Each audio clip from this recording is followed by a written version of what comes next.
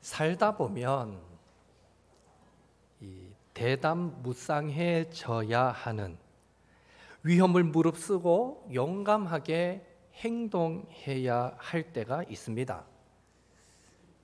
이웃에서 한 어머니가 어린 자녀를 구하기 위해 큰 회색 곰에게 맞서는 이런 뉴스를 본 적이 있습니다.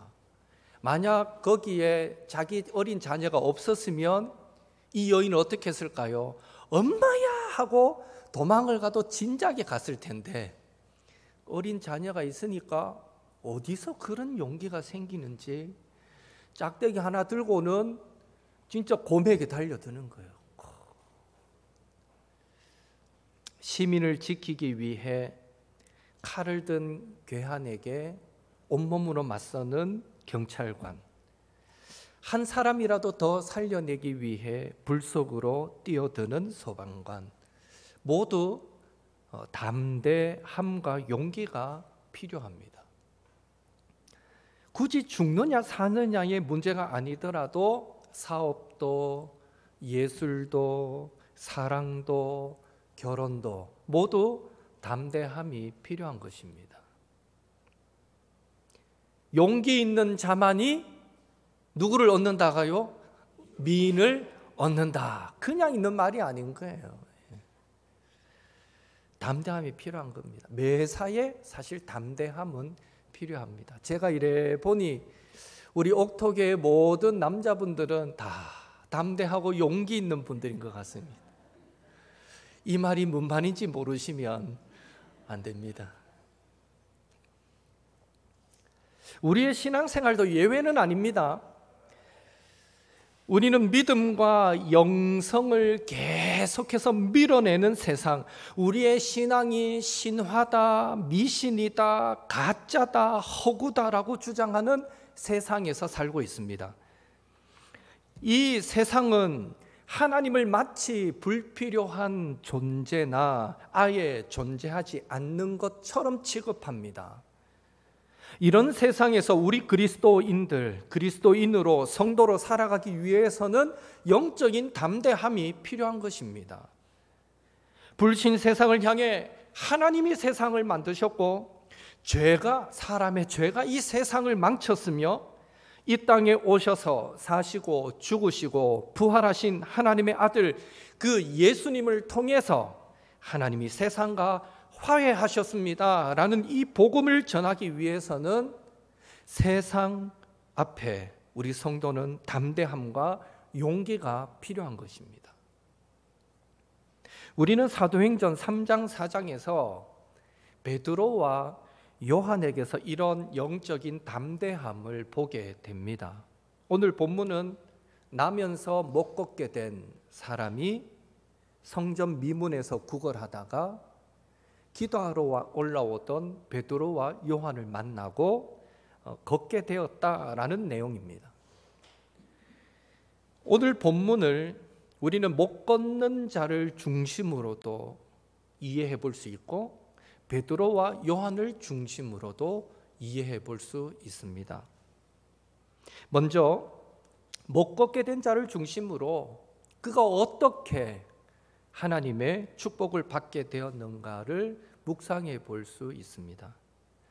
첫째, 못 걷게 된 자는 날마다 하나님의 성전을 가까이 했기에 하나님의 축복을 받았습니다.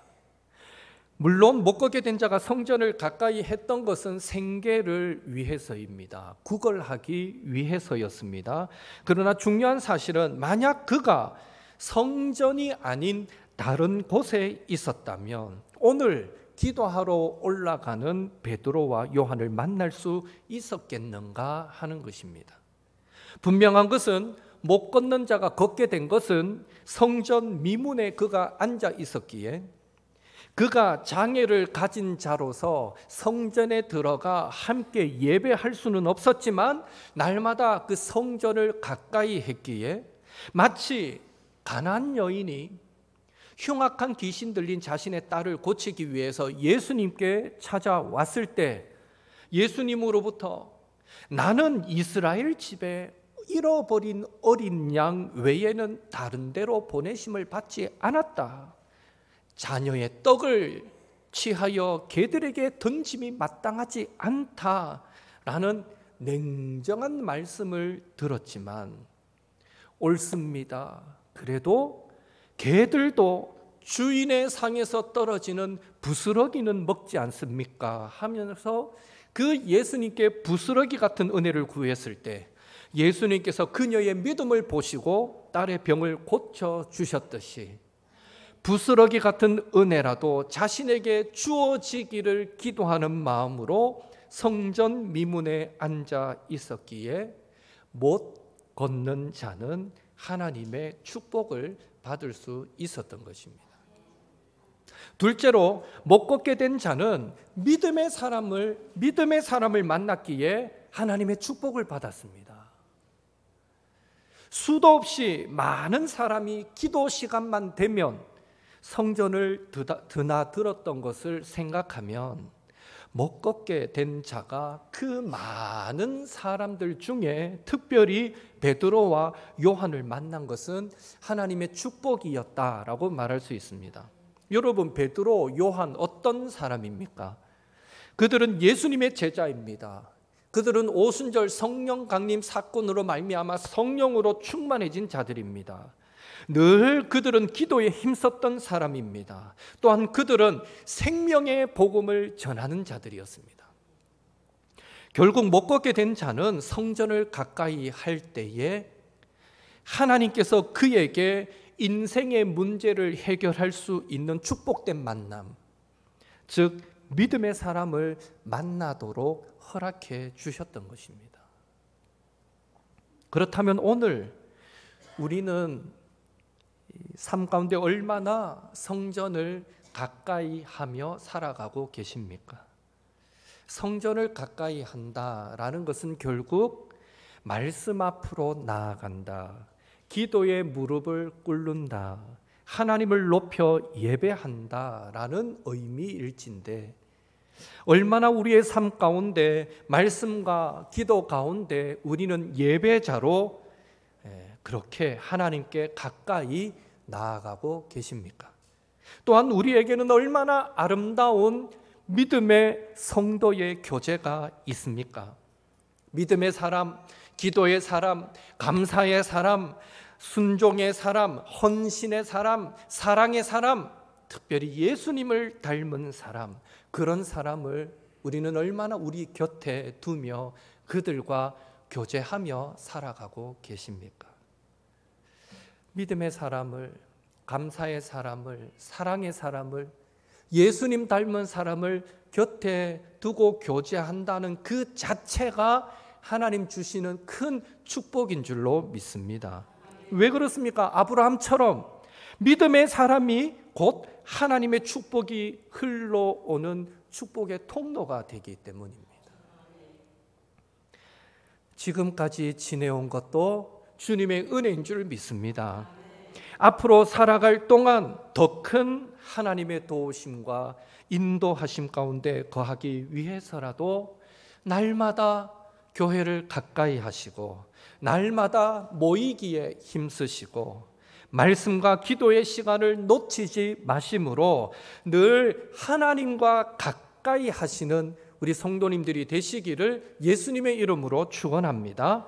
또한 내가 먼저 주변 성도들에게 믿음의 사람, 예수 향기 나타내는 그런 예수의 사람이 되기 위해 노력하시기를 바라고 동시에 내 곁에 믿음의 사람을, 기도의 사람을, 감사의 사람을, 헌신의 사람을, 사랑의 사람을, 예수님 닮은 사람을 두셔서 교제함으로 그를 통해서 흘러오는 놀라운 하나님의 은혜도 누리며 살아가시는 우리 모든 옥토의 성도님들 되시기를 예수님의 이름으로 축원합니다.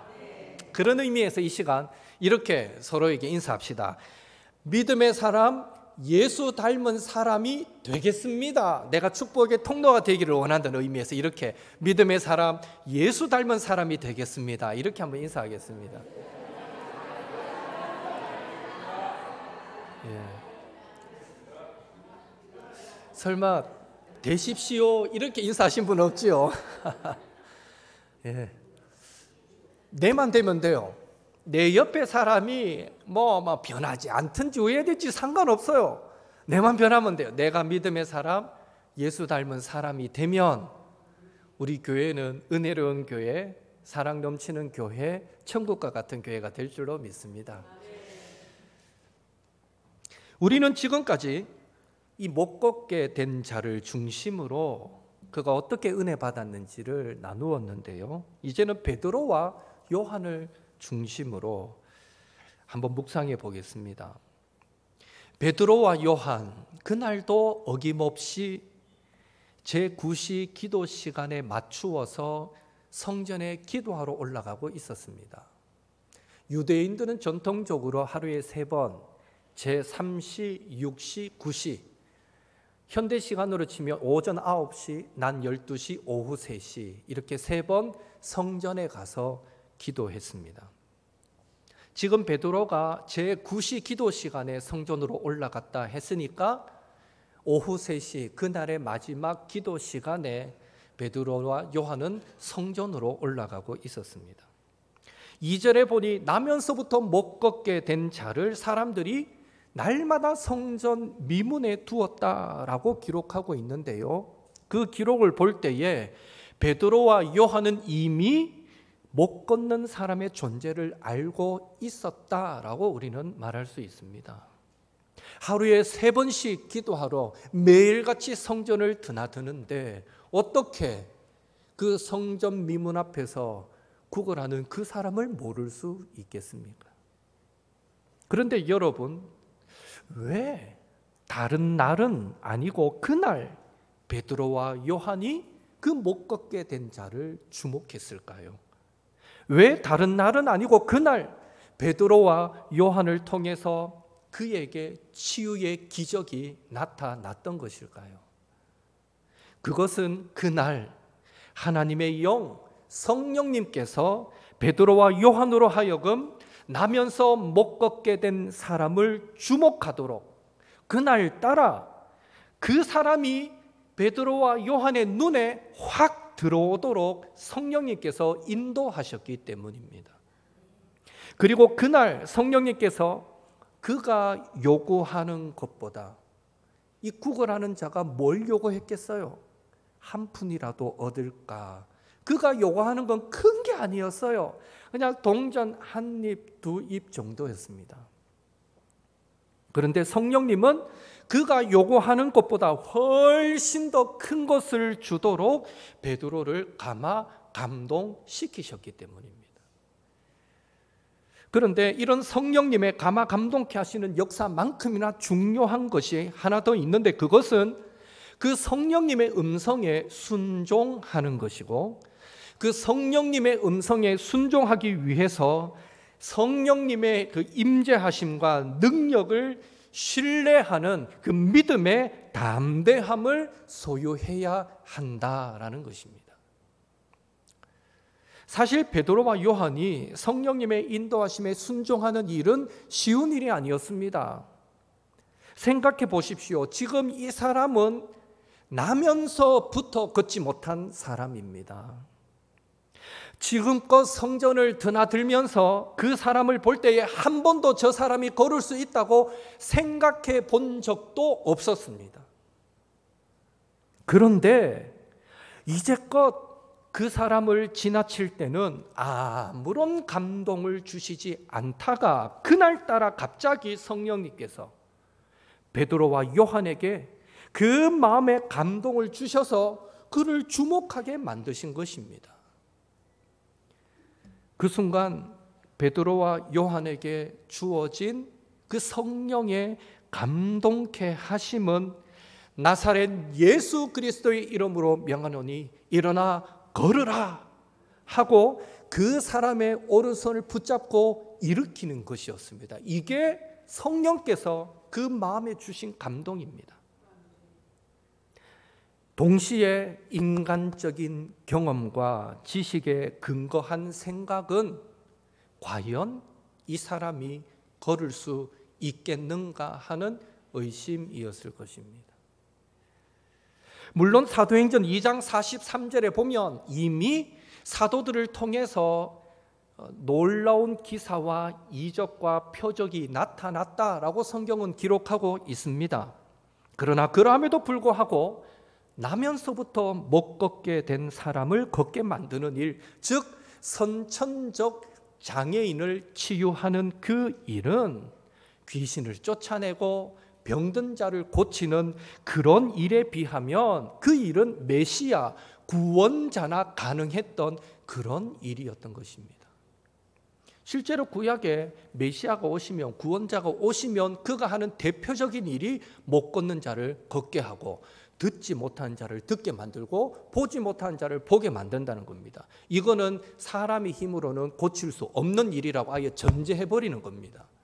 그러니 그냥 다친 것도 아니고 병이 든 것도 아니고 나면서부터 못 걷는 장애인이었는데 이 장애를 고친다는 것, 이거 쉬운 일이 아닌 것이죠. 불가능한 일인 것이죠.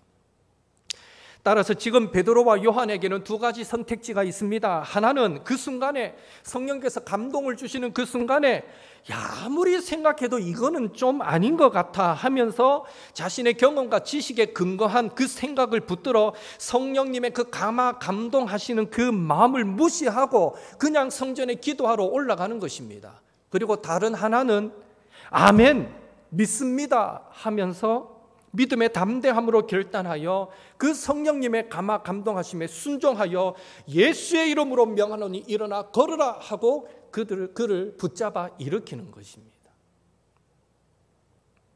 중요한 사실은 그 순간에 베드로와 요한은 사람의 생각을, 인간의 생각을 내려놓고 성령님의 그 임재와 능력을 신뢰하여 믿음의 담대함으로 성령님의 인도하심에 순종했다는 것입니다. 그리고 순종했을 때 이전에 예수님만 하실 수 있었던 그 못 걷는 자를 걷게 만드는 일이 바로 베드로와 요한을 통해서도 나타났던 것입니다.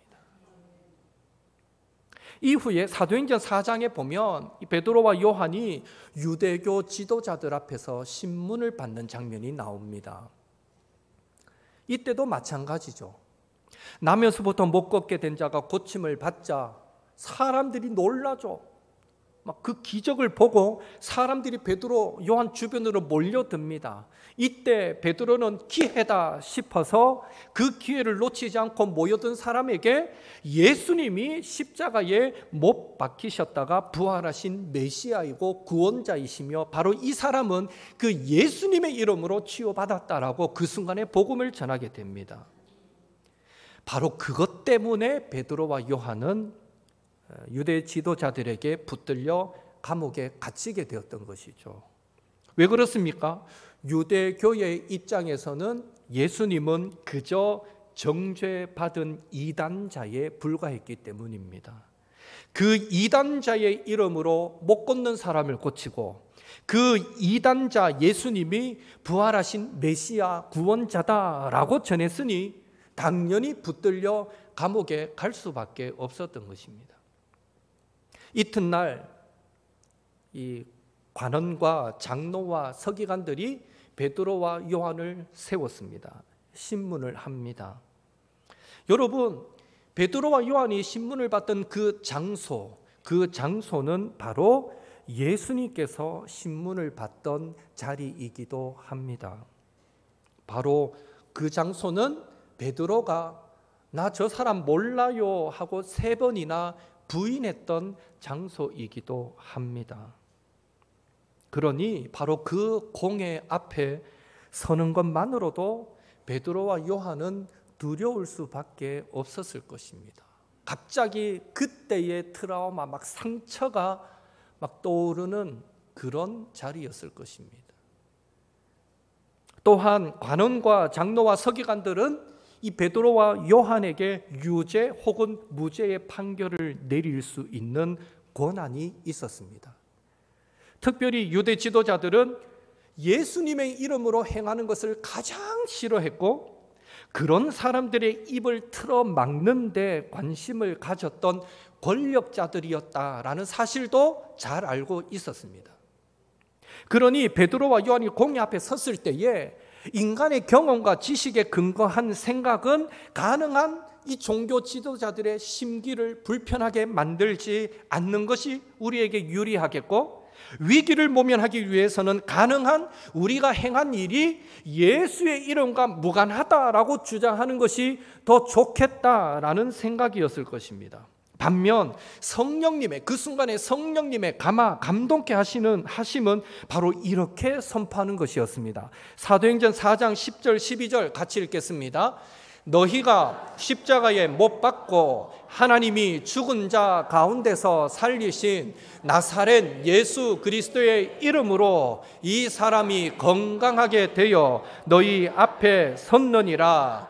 다른 이로서는 구원을 받을 수 없나니 천하 사람 중에 구원을 받을 만한 다른 이름을 우리에게 주신 일이 없음이라. 아멘.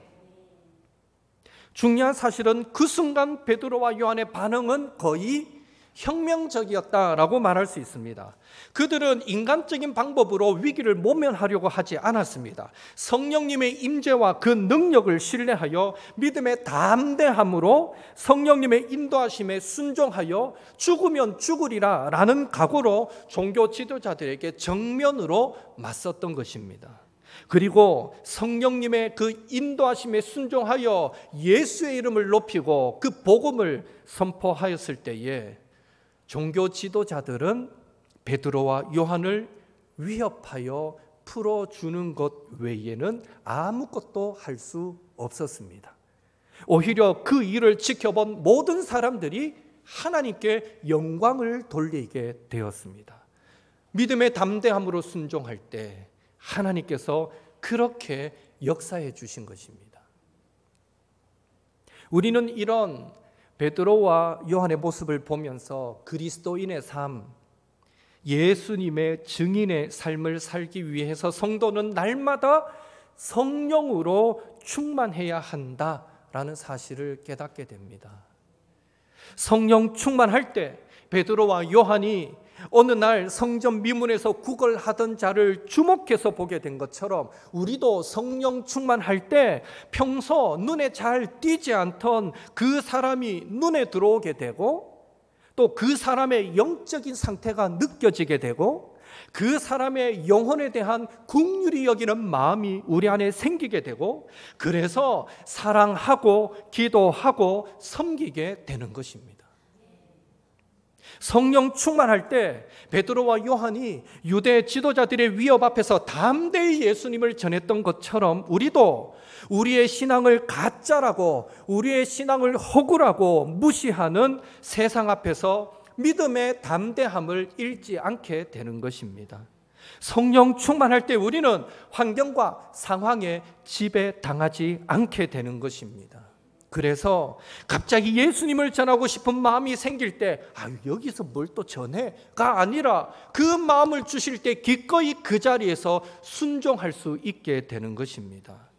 예배 시간에 말씀을 들으면서 약간의 희생과 손해가 따르지만 섬기고 싶고 헌신하고 싶은 마음이 생길 때 우리는 성령 충만할 때 기꺼이 그 마음에 순종할 수 있게 되는 것입니다.